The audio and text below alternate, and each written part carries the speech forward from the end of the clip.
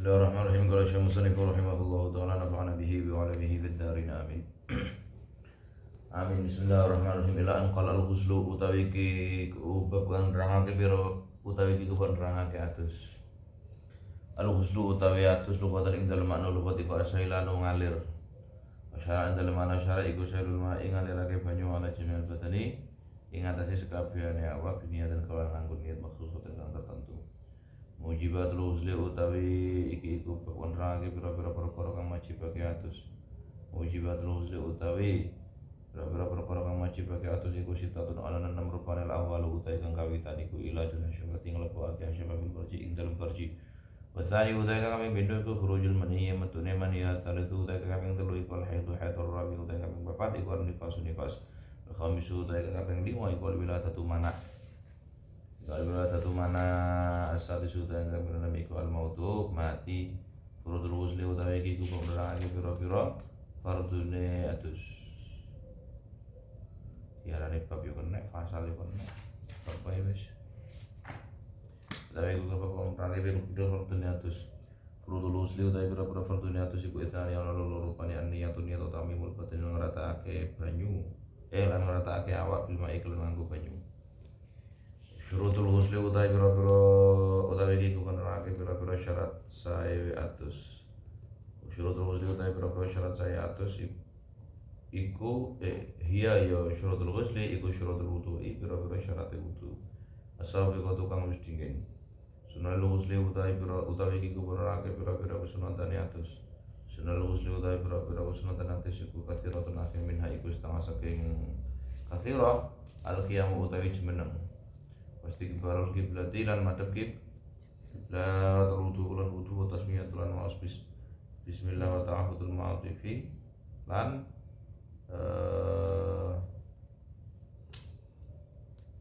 gimana teman-teman ini lelembitan wadal kulan nekan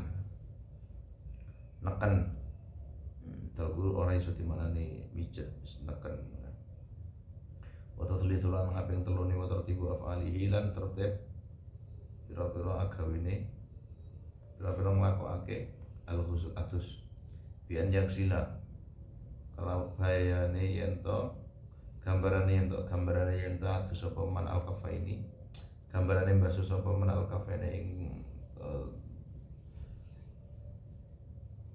telapak tangan loro.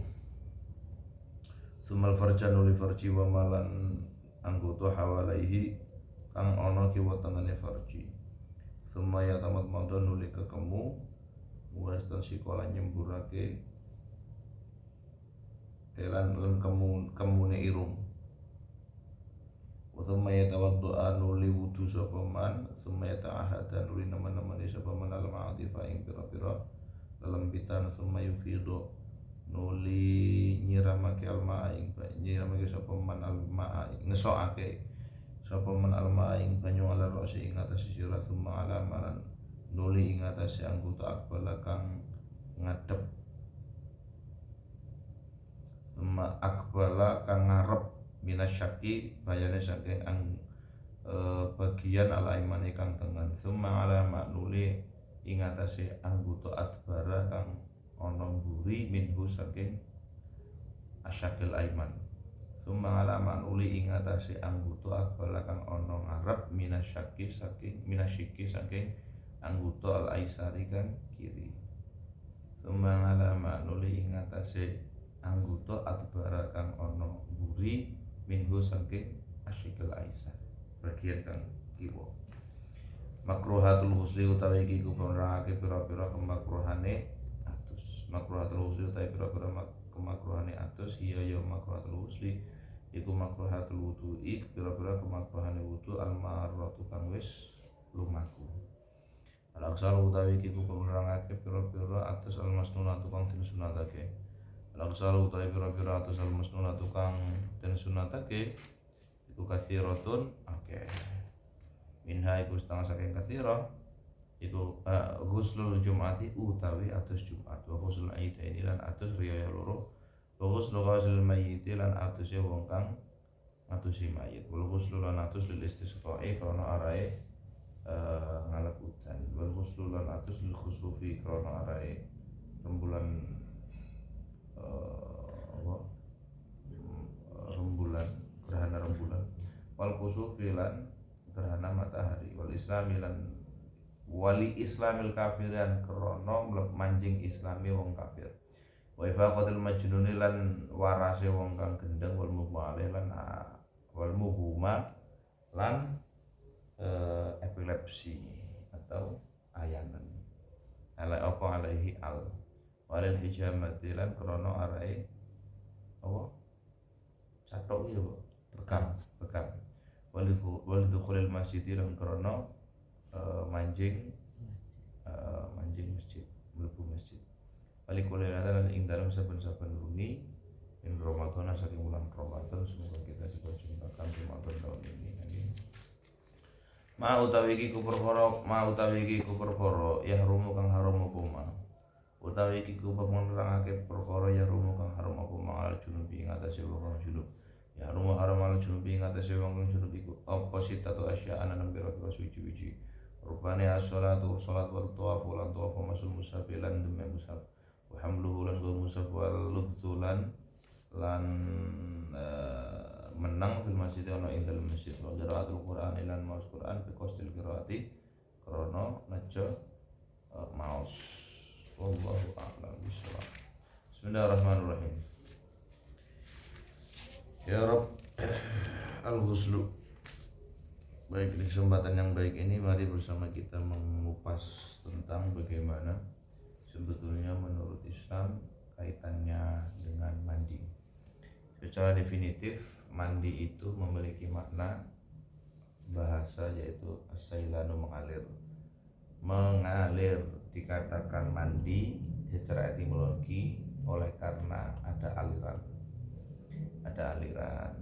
aliran air tentu. Wa syar'an sailanul ma'in menurut terminologi syariat adalah mengalirnya air ke sekujur tubuh dengan niat tertentu. Mengalirnya air ke sekujur tubuh dengan niat tertentu. Artinya ketika usapan air maka itu tidak dikategorikan sebagai mandi. Usapan gurmusap bukan dikatakan mandi. Atau uap bukan dikatakan mandi. Ala jemil badan lekor sebagian awak ndak sedo utawa enggak keramas ya belum dikatakan mandi. Dia mengalirkan air sekujur tubuh tapi dia tidak ada niat tertentu, ya juga dikatakan tidak dikatakan mandi. Tidak dikatakan mandi karena enggak ada niat. Makanya pentingnya kita niat. Karena niat itu muncul ketika mengalirkan air di anggota pertama dia basuh. Wajibatul ghusli, perkara yang mewajibkan mandi itu ada 6. Orang itu wajib mandi bila mana dia melakukan satu di antara 6 hal berikut. Yang pertama adalah ilajul hasyafati, memasukkannya satu organ tertentu yang namanya hasyafah ke dalam farji. Nah, ketika ada seseorang memasukkan hasyafah itu maka diwajibkan baginya untuk mandi. Saya ulangi, ketika dia memasukkan hasyafah ke dalam farji maka dia wajib untuk melakukan serangkaian ibadah yang namanya mandi. Ya, ibadah itu. Yang kedua adalah khurujul mani. Seseorang kalau keluar mandinya maka juga wajib baginya mandi besar. Mandi lah, bukan mandi besar, mandi. Mandi besar kan mungguh wong Indonesia, wong Jawa.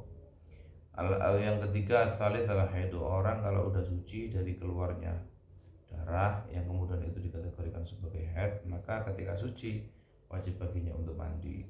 Nifas juga begitu. Yang kelima adalah wiladah. Seorang wanita sudahlah dia melahirkan seorang anak, maka dia boleh untuk kemudian sholat, baca Quran saat ia sudah mandi. Dan yang terakhir mati. Orang kalau mati maka wajib untuk dimandikan. Furudul ghusli. Kemudian kita bertolak menuju fardu-fardunya mandi. Fardunya mandi cuma 2. Apa itu?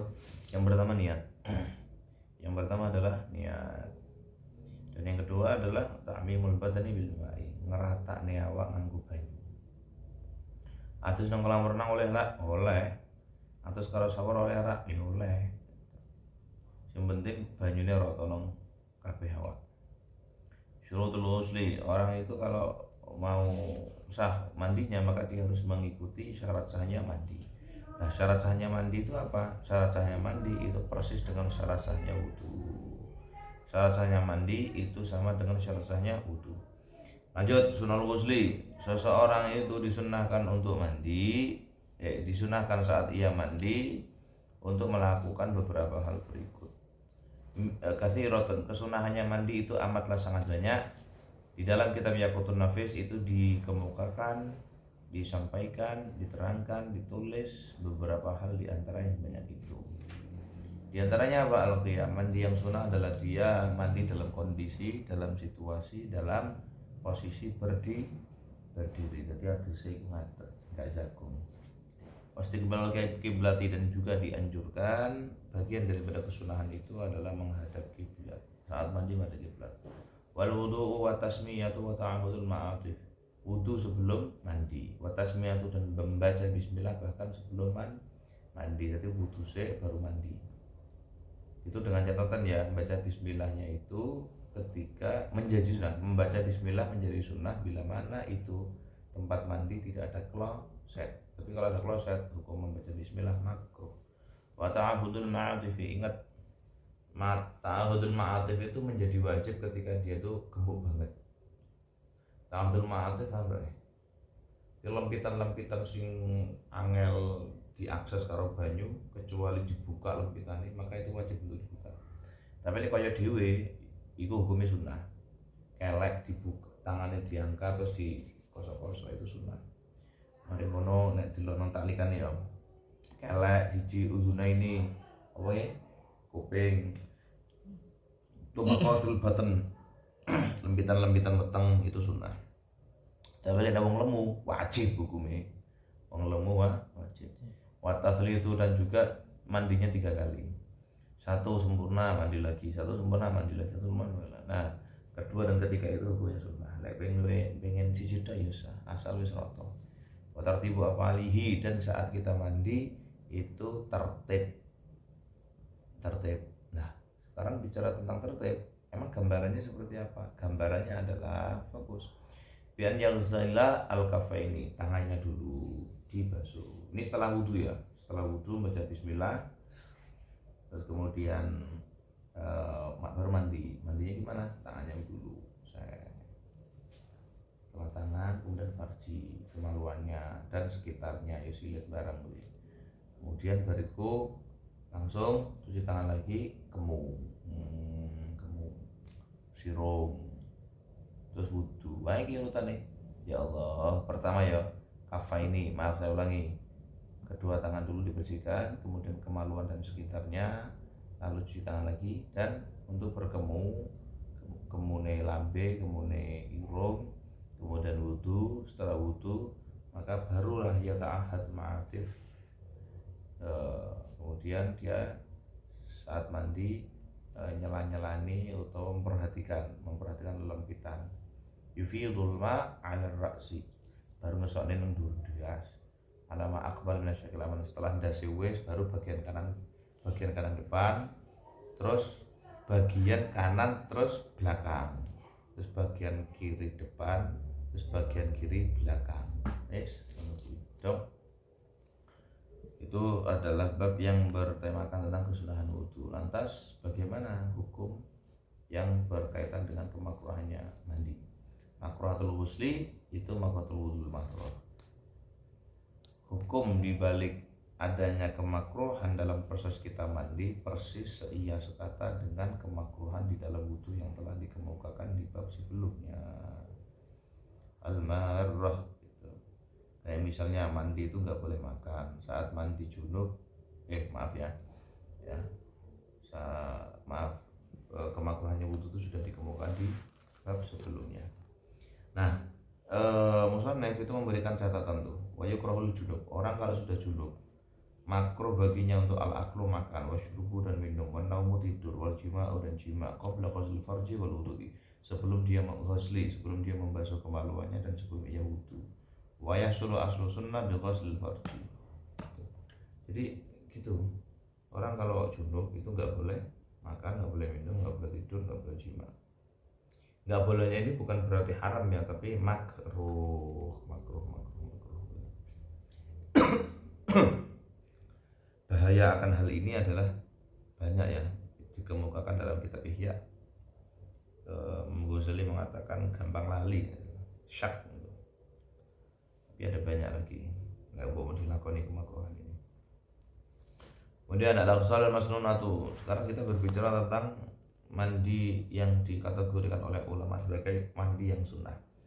Ada beberapa jenis mandi yang kemudian oleh agama legitimasi disahkan sebagai mandi yang sunnah. Ada banyak sebetulnya, hanya saja musannaf mengemukakan sebagiannya, yaitu ghusl jumati. Saat kita akan menghadiri sholat Jumat, bagi kita sunnah untuk mandi Jumat.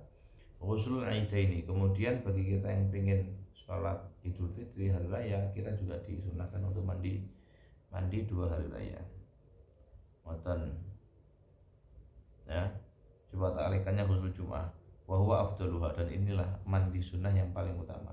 Wala yusannu illa li muridil hudur, tidak disunahkan kecuali bagi mereka yang ingin menghadiri sholat Jumat. Artinya kita saat melakukan perjalanan tertentu terus kita nggak pengen Jumatan, ya kita tidak disunahkan untuk mandi Jumat gitu. Wa yadkhulu waqtuhu bi tulu'il fajr as-shadiq, ini menjadi sunnah bila mana sudah masuk waktunya sholat sunnah Jumat. Kapan itu masuknya? Adalah setelah masuknya waktu sholat subuh. Tulu'il fajr, Allahu Akbar, subuh itu berkumandang adanya, maka kita disunahkan untuk mandi dalam rangka untuk mempersiapkan diri menuju sholat Jumat. Wa yantahi bil ya'si min fi'l Jum'ah, akan menjadi berakhir ketika tidak ada keinginan untuk aku nggak Jumatan lah, berakhir itu berakhir. Wa khususnya ini juga perhatikan talikannya 3, wa illam yuridil hudur. Kalau tadi sholat Jumat disunahkan hanya bagi mereka yang ingin menghadiri sholat Jumat. Kalau hari raya Idul Fitri, sekalipun awakmu nggak ingin sholat riyoyo, tetap disunahkan mandi sunnah atau mandi lebaran, itu sunnah gue. Wa illam yuridil huduro, sekalipun tidak ingin hadir. Wa yadkhulu waqtuhu bi nisfil laili wa yakhruju bil ghurub, menjadi sunnah itu ketika terjadi nisfil lail, pertengahan malam tiba. Jadi anggaplah di Indonesia jam 00.01, maka kita masih disunat, maka kita dimulailah itu waktu untuk menunaikan mandi berupa mandi sunnah untuk menghadiri Idul Fitri, sholat Idul Fitri atau Idul Adha. Berakhirnya bil ghurub syams, sampai maghrib itu berakhirnya. Wa ghusl mayyiti, sunnah juga bagi dia yang pernah atau sudah memandikan mayit untuk mandi sunnah. Sawa'un kana mayit musliman atau kafiran, masih ya sing ditusi iki mayit kafir, tetap sunnah. Wal ghusl lil istisqa, kalau kita pengen sholat istisqa juga kita disunahkan untuk mandi. Wa yadkhulu waqtuhu li muridis shalah munfaridan bi iradatis shalah, ketika dia mau sholat maka itulah permulaan waktu di mana dia disunahkan untuk mandi sholat istisqa, sunnah itu. Wal ghuslu lil khusufi wal kusufi, wal ghuslu, dan mandi lil khusuf wal kusuf, dan mandi karena gerhana rembulan maupun gerhana matahari. Wal islamil kafiri, dan karena Islamnya orang kafir. Masuk Islamnya orang yang kafir itu mandinya sunnah. Saya ulangi, saya ingin masuk Islam, mula-mula saya belum, maka setelah masuk Islam, baru disunahkan kafir. Disunahkan apa? Mandi. Asyhadu an la ilaha illallah wa asyhadu anna muhammadar rasulullah. Disunahkan mandi. 2.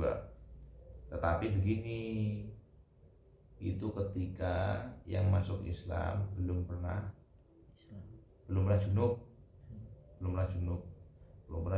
belum pernah haid gitu. Tapi kalau sudah pernah haid, ya hukumnya bukan lagi sunnah melainkan wajib. Ikan tuh. Wa yadkhulu waqtuhu bil islam wa yafutu bi tul az-zamani aw bil i'rad wa sanna yaghza bil ma'i wa sittin wa an-najila jami'a ash'al al-badani illa la yatadhakkar Fa in ajnaba aw halas fil kufri ijtama ghuslani wajibun madhur. Ketika dia itu sudah pernah junub atau pernah haid wanita yang kafir itu, maka berkumpullah dua anjuran mandi sunnah dan mandi wajib, yaitu mandi wajib dan mandi sunnah benar. Wa yasulani inna wahuma, kalau dia niat satu mandi dua niat itu boleh. Fa inna wahaduma, kalau dia niatnya cuma satu kali tok, maka hausala faqat, maka dia hanya satu niat itu saja yang mendapatkan pahala. Wa kadza yuqal fil majnun mubal, itu juga berlaku bagi orang yang gila maupun ayan-ayan. Sudah, ini nggak dijelaskan kalau ditalikan bahwa orang itu kalau dia kafir, pernah haid atau pernah junub, maka mandi setelah masuk Islam bukan lagi sunnah melainkan wajib. Wa ifaqatul majnun mumalai, setelah dia gila kemudian sembuh, atau dia epilepsi kemudian dia sembuh, nah setelah sembuh dia juga disunahkan untuk mandi dong. Wal hijama, saat kita sudah merampungkan menyelesaikan proses hijama atau fastu cantok, maka kita juga disunahkan untuk mandi dan semangat, karena kan ditarik darahnya kan mesti lemes. Wal dukhul masjid, ke masjid manapun, enggak harus Masjidil Haram, enggak harus Masjidil Aqsa, enggak harus Masjid Nabawi. Saat engkau akan menghendaki pergi ke masjid manapun, maka disunahkan untuk mandi. Intinya apa sih? Kumpul karo wong muslim, kumpul karo wong iku kedai iki dalam kondisi resik sing wangi. Representatif Islam itu kudu gagah, wangi dan seterusnya. Walikulli lailatin min Ramadan, dan setiap malam dari bulan Ramadan. Jadi 30 hari bulan Ramadan, maka terhitung dari maghrib sampai subuh itu disunahkan untuk mandi. Saya ulangi, sunnah. Gak ono ceritanya dhewek ngurip-nguripi sunnah terus kemudian jatuh sakit, jatuh miskin, gak mungkin. Orang kan mau mandi Ramadan kan takut, ya Allah aku rematik, aku ngene-ngene. Ya gua dosa jember maghrib lewat di jam 1, jam 2, jam 3. Dong ra. Saya kira ini perlu untuk didewasakan ya masyarakat atas anjuran dari tidak hanya sekedar tarawih tok sing sunnah itu. Adus bengi ya sunnah, Bos. Adus bengi ya sunnah. Takjilul fitri dinginake fitir apa iki? Oh fitir. Buka itu sunnah, tapi adus bengi ya sunnah, Bos. Siwakan ya sunnah, Bos. Masuk masjid itu sunahkan mandi, Bos. Itu urip iki padang terus Ramadan. Dididik atus ngono. Ganjarannya akeh. Mayar mal junub, sekarang haram bagi orang yang sudah junub melakukan beberapa hal berikut. Haram bagi orang yang junub untuk sholat, haram bagi orang yang junub untuk tawaf, haram bagi orang yang junub setelah bersenggama suami istri. Itu kan dalam kondisi junub. Orang kalau junub itu haram untuk memegang mushaf, membawa mushaf, berdiam di dalam masjid, berdiam dalam rangka iktikaf ya. Wa qiraatul Quran bi qasdil qiraah, membaca Al-Quran dengan niatan membaca. Artinya ketika kita membaca Al-Quran niatnya zikir itu tidak dosa. Dong. Maka kalau pondok manapun, pondoknya itu bergerak di tahfidzul Quran, jangan dikasih orang itu kalau haid suruh berhenti, enggak murojaah, ora ngapale. Ya sida suwe katame. Terus ini piye? Tetep enggak setor apal oke lah, enggak setor Quran oke lah, tapi kan murojaah. Tapi lek aku kendel aku ngapalne, tapi niatnya aja niat maca, tapi niat zikir, tapi niat zikir. Itu wong haid maca Quran itu boleh, tapi dengan niatan bukan niatan maca, tapi niatan zikir. Nah, sebelum tutup, ada satu mandi yang itu kemudian oleh agama dikategorikan sebagai mandi sunnah. Saya tadi mau bilang lupa. Mandi yang dikategorikan sebagai mandi sunnah adalah